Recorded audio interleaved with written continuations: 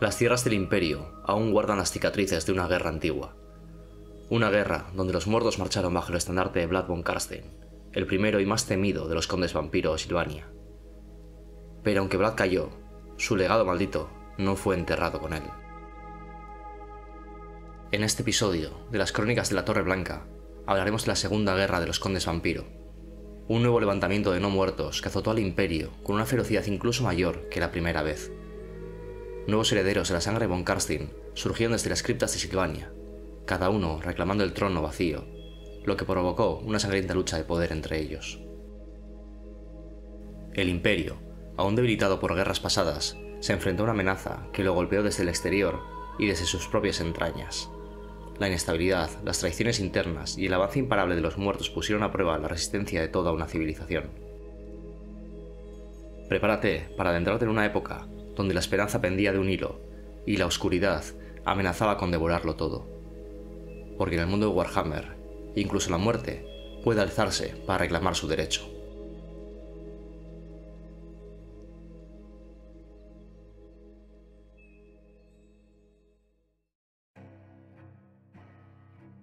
Mientras que los habitantes del Imperio se podían tomar un respiro, entre los vampiros había una disputa para decidir quién sería el heredero del legado de Vlad von Carstein. Habían quedado 5 supervivientes con capacidad de reclamar el título de Vlad: Fritz, Hans, Pieter, Konrad y Manfred. Todos tenían motivos para asegurar que eran los herederos directos de von Carstein, pues era el propio Vlad quien les había pasado su maldición. Ninguno parecía tener más derecho que los demás. A resultas de esto, estalló entre ellos una cruenta lucha por el poder durante más de 40 años, ya que todos los pretendientes afirmaban ser los auténticos condes von Carstein. Los vampiros guerrearon y conspiraron unos contra otros, dando al Imperio un tiempo valiosísimo para recuperarse de la desolación causada por los ataques de Vlad. Finalmente, los acontecimientos se fueron desarrollando y precipitándose, y poco a poco los pretendientes fueron apartados del camino, hasta que solo uno de ellos acabó accediendo al trono.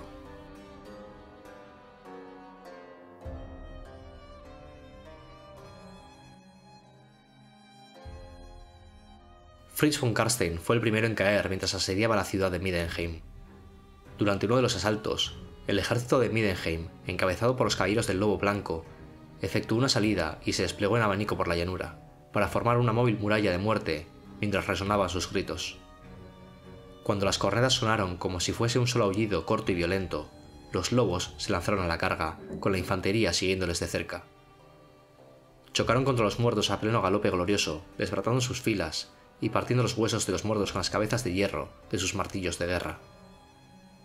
Los nigromantes, bajo el mando de Fritz von Carstein, manejaban expertamente los no muertos y los sacrificaban bajo los cascos de los caballos de los lobos para hacer que las bestias se alzaran de manos y cayeran. Derramada la primera sangre, los vampiros dejaron suelta a la bestia interior y se unieron a la batalla. Mientras ambos ejércitos se enfrentaban a los pies de Middenheim, desde las murallas de la ciudad los defensores disparaban incesantemente flechas con punta de plata contra el enemigo, sin dejar nunca que la incesante y mortal lluvia de virotes cesara, aunque alcanzara por accidente a algunos de sus aliados. Fortuitamente, una de estas flechas consiguió atravesar la garganta de Fritz von Carstein, matándolo en el acto. La noticia de Fritz se propagó como el fuego entre las fuerzas no muertas. Los zombies y esqueletos se desplomaron en el sitio cuando el pánico minó el poder que los nigromantes tenían sobre ellos, huyendo del lugar.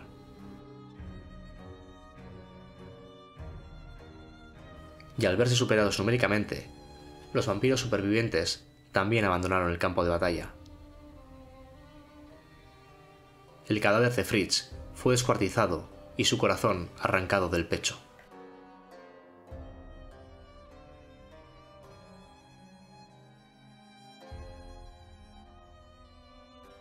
El mismo año en el que Fritz asediaba Middenheim, Pieter von Carstein hizo lo mismo con la ciudad de Null. Sin embargo, el vampiro no era un estratega precisamente. Tenía poca comprensión del arte de la guerra, haciendo caso omiso de los conocimientos de batalla de estrategas más expertos y prefiriendo guiarse por su propia opinión. El cerco de Null ya había durado 4 meses y había hecho que las más básicas de las armas de los no muertos, el miedo, se convirtiera en redundancia. Los moradores de la ciudad se habían familiarizado con los horrores que había ante sus puertas. Eran inmunes al terror que debería haber inspirado un ejército semejante. Pieter se puso a pavonearse entre las murallas para exigirles a los vivos que se rindieran a él o murieran, pero carecía de medios para cumplir sus palabras, que fueron poco más que amenazas vacías. Los cadáveres se lanzaron contra las murallas y fueron repelidos con llamas y aceite. Los defensores no se rindieron mansamente. Replicaron las exigencias de sometimiento con mofas, burlas y arrojándole basura y comida podrida desde las almenas, cosa que solo sirvió para que la cólera de Pieter se descontrolara. Hastiado por la situación, Pieter cambió de táctica. Tras meses de aparente impotencia, con los muertos en torno a la ciudad como un mar de carne putrefacta, se había transformado en una guerra de desgaste. Los vivos necesitaban comer, así que los muertos destrozaron las tierras de cultivo y mataron el ganado, contaminaron el agua y esperaron, al parecer contentos con dejar que la enfermedad y la inanición hicieran su trabajo antes de decidirse a asaltar las murallas.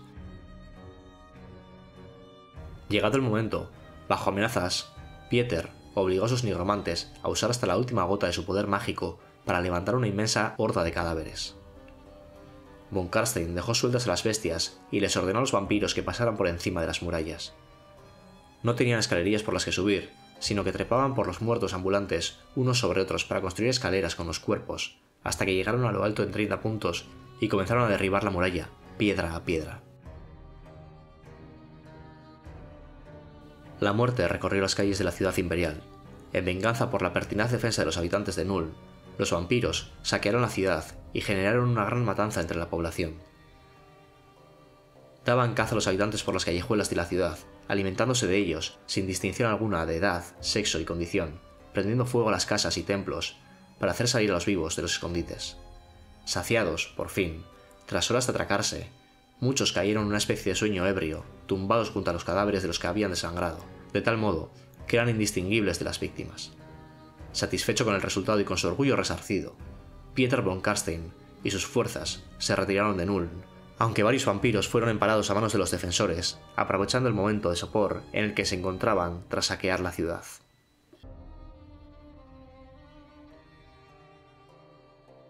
Por su parte, Konrad von Karstein lideró un ejército de tumularios en la asamblea, saqueando varias aldeas, pero viéndose obligado a regresar a Silvania cuando Hans von Karstein trata de hacerse con el control del castillo Drakenhof, reclamando ser el nuevo gobernante de la provincia.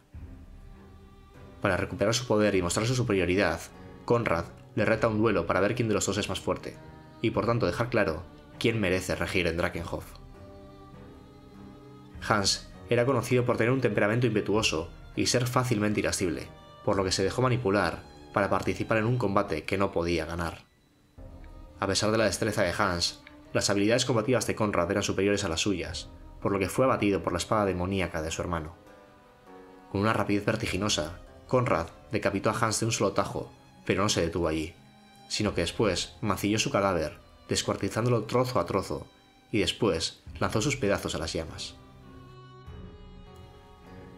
Años después, Pieter von Karstein terminaría siendo asesinado en su propio ataúd por el cazador de brujas Helmut van Hall, un descendiente lejano del infame nigromante del mismo nombre. Tratando de redimir los pecados de su infame antepasado, Helmut van Hall lidera una fuerza de guerreros de Stirland hasta la frontera de Silvania, arrasando las aldeas de Deathstein, y mata a Pieter mientras este descansa en su cripta del castillo Sternieste. Tras la muerte de Pieter, Manfred von Karstein desapareció. Son muchos los eruditos los que teorizan sobre cuál fue el papel de Manfred durante esta lucha de poder entre los vástagos de Vlad. En lugar de inmiscuirse en este conflicto, prefirió permanecer rezagado y oculto en las sombras, mientras contemplaba cómo se desarrollaban los acontecimientos. Algunos afirman que Manfred manipuló los acontecimientos para propiciar las muertes de sus hermanos. Se dice que fue él quien condujo al cazador de brujas Van Hall hasta la guarida de Pieter, y que no fue un disparo afortunado, sino uno de sus agentes, el que clavó una flecha en la garganta de Fritz. Incluso se cree que tuvo algo que ver con el robo del anillo de los von Karstein, que mantenía a su padre de sangre a salvo de una muerte definitiva. Sean ciertos o no, estos rumores y conjeturas, cuando solo quedaba Konrad entre él y el trono de Vlad, Manfred prefirió partir de Silvania, dejando a su desequilibrado hermano de sangre como el indiscutible soberano de la región, y se dedicó a viajar para profundizar en el conocimiento del saber nigromántico. Al no quedar ya nadie que se lo pusiera, al menos en apariencia, Konrad von Karstein decidió organizar un nuevo ejército de no muertos y declararle la guerra al Imperio, reiniciando así la Guerra de los Condes Vampiro.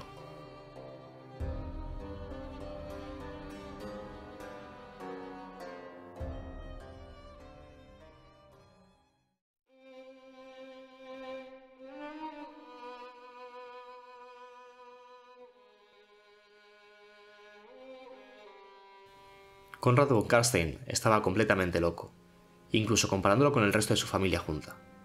Ya en la época en la que había caminado entre los vivos, se había granjeado una reputación de demente y sangriento carnicero.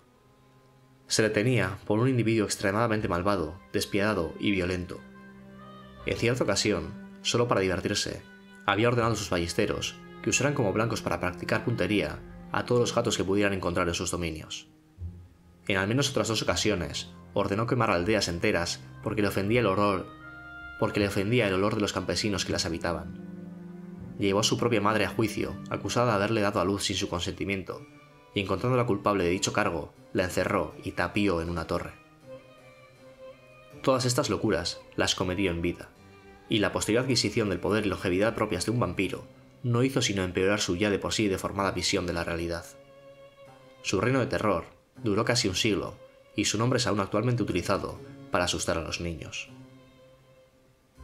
Al carecer de ninguna habilidad para la nigromancia, Konrad se dedicó a esclavizar a todos los hechiceros que pudo capturar y a forzarlos a hacer su voluntad.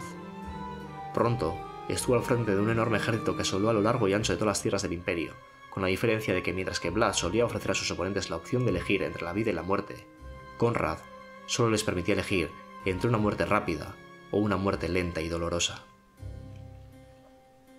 Vlad von Karstein consideraba que los humanos eran ganado que debía cuidarse como el granjero cuida a sus animales. En cambio, Konrad consideraba que los humanos eran animales para cazar, como los ciervos.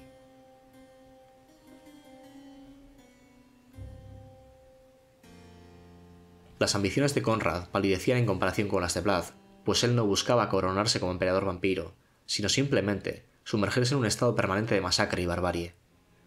Sus ansias de guerra le llevaron junto con sus ejércitos a lugares lejanos del sur como Anul o las Montañas Grises, y fue allí donde el besánico conde vampiro se encontró por primera vez con los caballeros de la Torre Sangrienta. Aunque el comportamiento de Konrad no era honorable ni caballeroso, su promesa de grandes victorias bastó para que los caballeros sangrientos se unieran a su causa.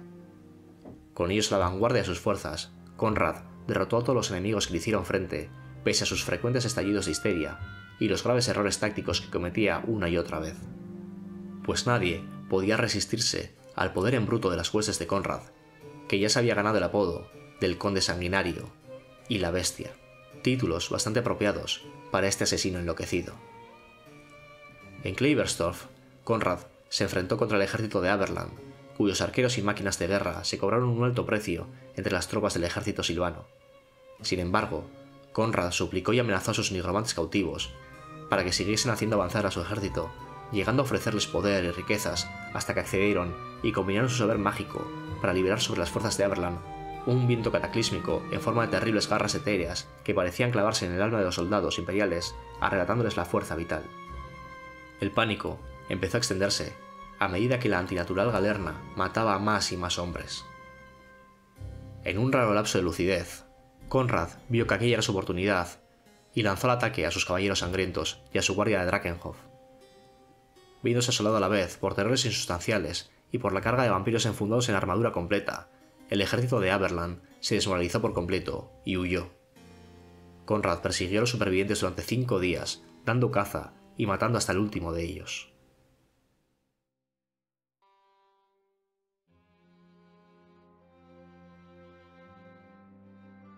Konrad también provocó la guerra contra los enanos, pese a que sus consejeros le instaron prudentemente que no lo hiciera. Los ejércitos de no muertos asaltaron diversos asentamientos periféricos conectados con Zufbar, causando la ira de los enanos que allí habitaban. Liderados por el rey de Zufbar, los enanos organizaron una expedición a Silvania para dar caza a Konrad, y en Naxhaven, el conde vampiro cabalgó a enfrentarse con ellos. El ejército de Konrad no empezó la batalla nada bien, ya que el poder de los herreros rúnicos aventajaba en mucho a la magia de los nigromantes cautivos de Konrad. Desprovistos de la energía que los reanimaba, los esqueletos y zombies caían abatidos sin volver a levantarse, aplastados por los proyectiles de los cañones y los arcabuces enanos. Pese a estos reveses, Conrad se mantenía optimista. Se puso al frente de un ataque general sobre el flanco derecho del ejército enano, con el objeto prioritario de buscar y exterminar a todos los herreros rúnicos. Mientras los caballeros sangrientos aplastaban las disciplinadas filas de guerreros enanos, Conrad mató a todos y cada uno de los herreros rúnicos y se alimentó con su sangre derramada. A medida que recuperaban su poder mágico, los nigromantes de Conrad pudieron volver a resucitar a los guerreros no muertos caídos y, siguiendo las órdenes del conde von Carstein, lanzarlos al ataque una vez más. Los enanos lucharon con resolución y sin mostrar señal alguna de miedo, pero se trataba de un combate sin posibilidad de victoria.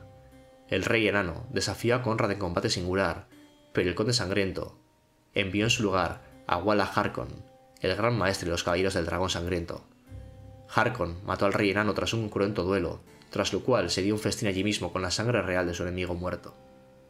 En menos de una hora, todos los demás enanos estaban muertos.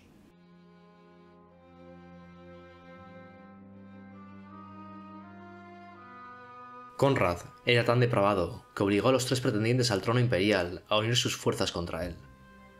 Uno de estos enfrentamientos fue la batalla de los 4 ejércitos, una batalla librada cerca de Middenheim en el año 2100. En dicha batalla, las fuerzas del Imperio y sus aliados enanos obtuvieron la victoria a un gran coste.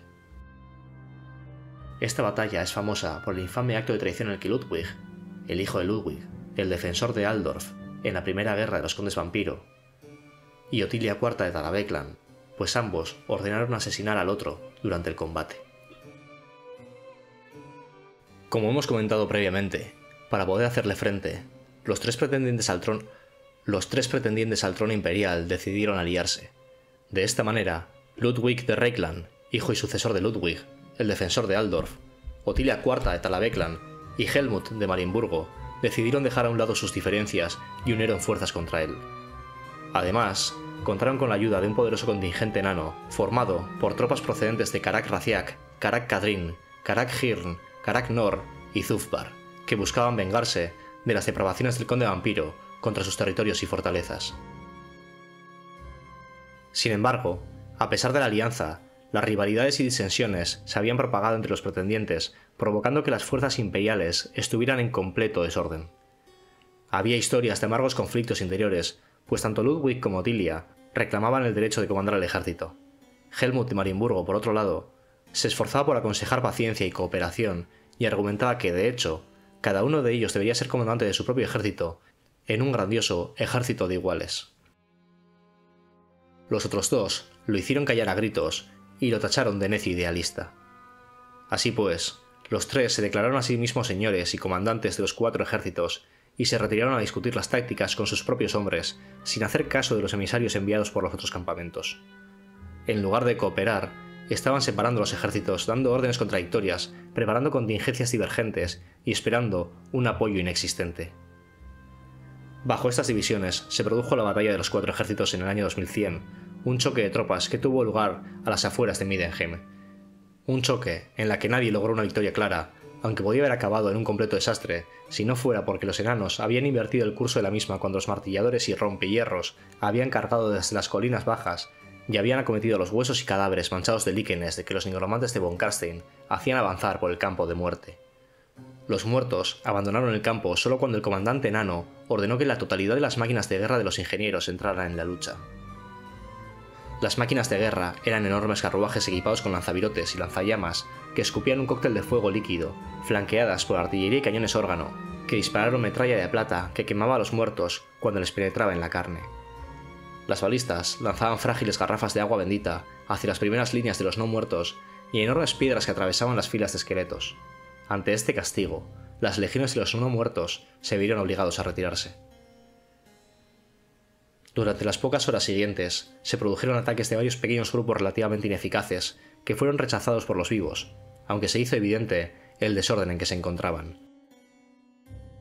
En 2 ocasiones, Ludwig y Otilia se enfrentaron, y sus hombres se volvieron unos contra otros a causa de la frustración.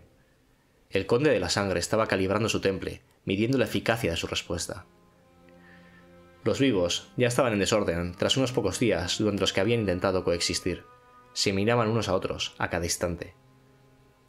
Tras esto, se produjo uno de los actos más lamentables e infames de la historia del Imperio.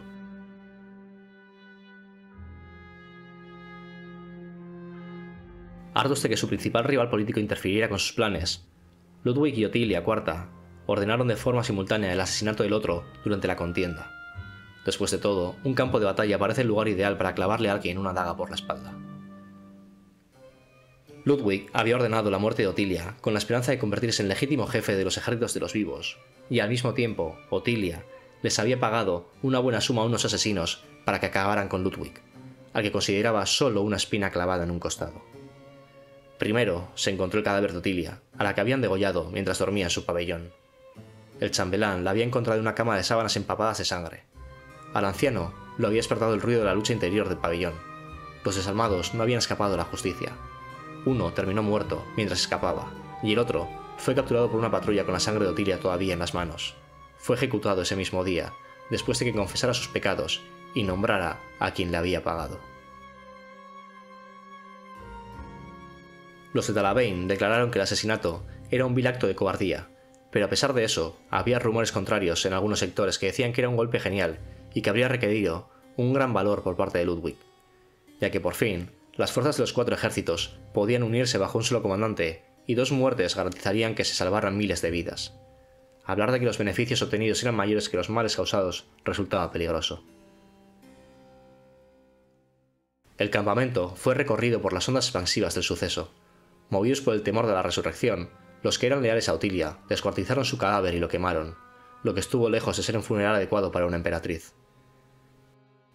Ya cuando sus trozos quemados se transformaban en meras ascuas, los ánimos se encendieron y los de Talavane exigieron venganza, y marcharon hacia el campamento de los de Reikland con la intención de clavar la cabeza del pretendiente en una pica. Fueron recibidos por una turba colérica de reiklandeses, armada con hachas, destrales y espadas, e igualmente ansiosa por derramar la sangre de los asesinos de su comandante. El pretendiente Ludwig había sido asesinado, sucumbiendo al veneno de la espada de un asesino enviado por Otilia IV.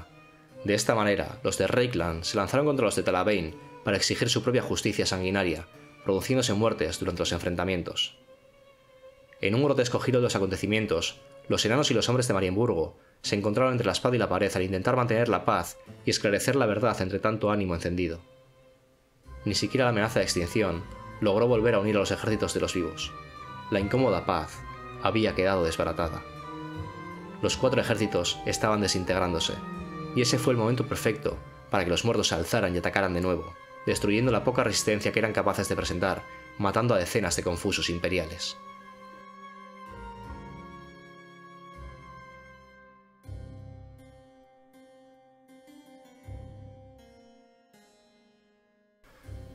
Los muertos llegaron en silencio, alzándose entre los pies de los combatientes para derribar la turba y arrastrarla a la muerte. Los nigromantes levantaron hasta el último cadáver del fango para lanzarlo contra los vivos. Después llegaron ruidosamente, cargando sobre corceles de pesadilla y blandiendo armas impías, con doncillas espectrales gritando tras ellos. Fue una carnicería a sangre fría. Según fueron las cosas, cayeron miles a lo largo de la hora que transformó el campo de batalla en un paraíso de Mor en la tierra. Si no hubiese sido por los enanos, habría sido mucho peor. Los cañones órgano disparaban indiscriminadamente balas de plata hacia el campo. Los ingenieros usaron hasta el último trozo de metal de los arsenales hasta que lograron rechazar a los muertos. Al presentar resistencia, los enanos les dieron a los imperiales un tiempo precioso para desentrañar las traiciones de la noche precedente. Con sus 2 rivales muertos, y al ser el único pretendiente todavía vivo, los hombres del Imperio se aferraron a Helmut de Marienburgo, como lo habrían hecho con el mismísimo Sigmar. Con solo una cabeza visible tras la que reunirse, los vivos eran más que capaces de equipararse a los enemigos en el campo de batalla. Los enfrentamientos continuaron de día y de noche durante una semana. Ninguno de los 2 bandos cedía, ni una sola debilidad. Los muertos luchaban por el dominio, los vivos luchaban por la salvación. Finalmente, tras días de batalla, los muertos se retiraron momentáneamente. Demasiado exhaustos para luchar y agotados por tener que descuartizar amigos y compañeros de armas con el fin de salvarlos de un destino peor que la muerte, los hombres se reunieron en torno al estandarte de Helmut de Marienburgo, con el fin de que el tercer pretendiente pudiera imponer algo de orden. Enterraron a los muertos, y con ellos el odio que sentían los unos por los otros. Pero esta paz no duraría mucho. El campo de batalla volvió a despertar con el estruendo de la guerra. Los vivos se habían unido para lanzar su furia combinada contra los muertos. Los nigromantes del Conde de la Sangre equiparaban con magia el poderío de los ejércitos de los vivos. Las nubes se abrieron, pero en lugar de descender un brillante haz de luz desde los cielos, éstas dejaron en libertad el poder de Sis, y el viento negro drenó todo color y luz del mundo. Estalló el trueno y comenzó una lluvia torrencial. No hubo una primera gota. Fue un diluvio que transformó el campo de fango e hizo manar cortinas de vapor de la tierra quemada. Luego, espesas nubes de moscas negras aparecieron y cubrieron a los vivos. Se les metían en la nariz y los ojos, les entraban en la boca para bajar por la garganta, los atragantaban y les impedían ver mientras los muertos se les echaban encima. Los ejércitos de los vivos continuaron avanzando a traspiés hacia los muertos, que les arañaban la armadura con garras podridas y los arrastraban al suelo mientras ellos resbalaban sobre el humeante lodo. Conrad fue atrapado por la lucha y arrastrado por una creciente marea de muerte. Su espada de empuñadura de Wyrm abrió una senda de sangre y humeantes entrañas entre los vivos. Sus nigromantes iban tras él, y sus susurrados encantamientos resucitaban a los muertos a tiempo de que vieran cómo las entrañas se les desenroscaban en sus propias manos sin sentir dolor. Estallaron burbujas de lodo cuando el suelo onduló, y de él salieron los brazos y curvos cráneos de los muertos antiguos que se abrían paso desde muy abajo del campo de batalla. Sin embargo, los ejércitos de Helmut continuaron resistiendo la acometida de los muertos hasta que finalmente el enemigo se vio obligado a retroceder. Un estallido de sol proyectó su luz sobre el combate y ahuyentó las sombras. Regresaron un momento después para ocultar la luz, pero eso no importaba. La oscuridad había demostrado debilidad. Eso, a su vez, les daba esperanzas a los soldados del Imperio, que se reagruparon y se lanzaron contra los muertos. Entonces, de entre las laderas de las montañas, llegó una larga y ondulante columna de guerreros enanos y se desplegó por el llano. Enanos con el estandarte de Zufbar, al menos un millar. Junto a ellos, jinetes con el estandarte de Marienburgo entraron en el campo de batalla con las lanzas enristradas y ensartaron a los muertos que fueron demasiado lentos o torpes como para apartarse de su camino. Los cascos de los caballos de guerra aplastaban cráneos en medio de la estampida y los enanos los seguían para acabar la limpieza. Finalmente, los muertos fueron derrotados y Conrad tuvo que ordenar la retirada.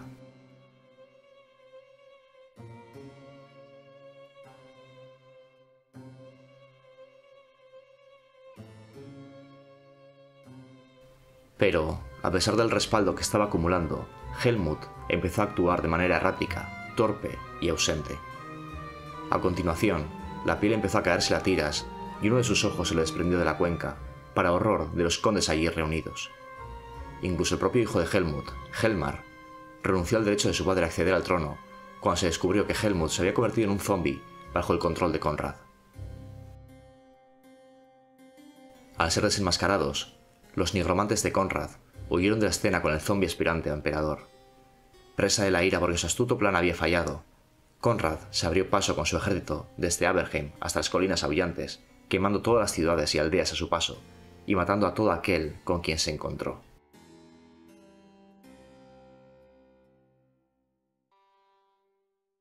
Tras su derrota en la batalla de los 4 ejércitos, y su fallida estratagema de manipulación del cadáver de Helmut dentro de la ciudad de Aberheim en el 2100, Conrad tuvo que retirarse hasta Silvania. Durante las siguientes 2 décadas, las huestes de Conrad atacaron Ostermark, Oakland, Stirland y Middenheim.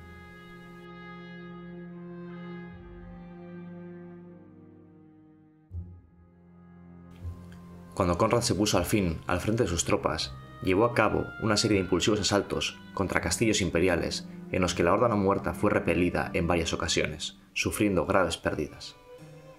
Estos eventos finalmente provocaron la formación de una segunda alianza entre las distintas provincias imperiales, combinada con los enanos, para de este modo hacer frente a los no muertos en el inhóspito Páramo Siniestro. Por aquella época, debido a sus derrotas y a las deserciones entre sus filas, la locura y la paranoia de Conrad habían empeorado de tal manera que le costaba distinguir la realidad de la ilusión, viendo traición en todas partes. Su comportamiento se había vuelto tan errático que sus nigromantes más favorecidos temían por sus vidas. Al ver que no ganaban nada permaneciendo a su lado, los caballeros del clan Dragón Sangriento abandonaron a Conrad, alejándose del ejército del conde la víspera de la batalla. Conrad estaba tan indignado por aquella afrenta a su autoridad que ordenó a su hueste atacar a las fuerzas conjuntas en lugar de replegarse, que hubiera sido lo más sensato. Tal como ya había ocurrido anteriormente, en un principio, los guerreros de élite de Conrad resistieron el castigo de los arcabuces y máquinas de guerra imperiales y enanas, y mantuvieron su inexorable avance. Pero entonces, de repente, los regimientos de no muertos vacilaron y se derrumbaron, mientras se disipaba la energía mágica que los había mantenido unidos hasta entonces. Casi todos los nigromantes de Conrad la habían traicionado finalmente, dándose a la fuga, y muchos vampiros se habían vuelto contra ellos mismos. El ejército de los muertos estaba destruyéndose a sí mismo. Lo único que tenían que hacer los vivos era observar. En su desesperación, solo la fuerza de voluntad y las habilidades vampíricas de Conrad pudieron mantener reanimada una pequeña porción de su ejército. Las fuerzas de los vivos se reagruparon al darles nuevos bríos el colapso del enemigo. Armados con espadas y lanzas, cargaron por el fango del campo de batalla, donde tropezaban y caían para volver a levantarse y seguir adelante, bramando gritos de guerra que eran terribles de oír. Finalmente, el esfuerzo por mantener sus escasas huestes unidas resultó ser demasiado intenso para el conde de Silvania, y en un instante fue víctima de un ataque de locura y empezó a deambular alejándose de la batalla, mientras se gritaba a sí mismo de forma maníaca. Conrad vagó por los bosques cercanos sin rumbo hasta que fue emboscado por el héroe enano Grufbad, quien lo capturó y lo mantuvo sujeto mientras Helmar, el recién electo conde lector, procedía a empalar con su espada colmillo rúnico al asesino de su padre. Con la muerte de Conrad, la segunda guerra de los condes vampiro finalmente había terminado, y con el tiempo, los condes electores volvieron a enfrentarse una vez más entre ellos.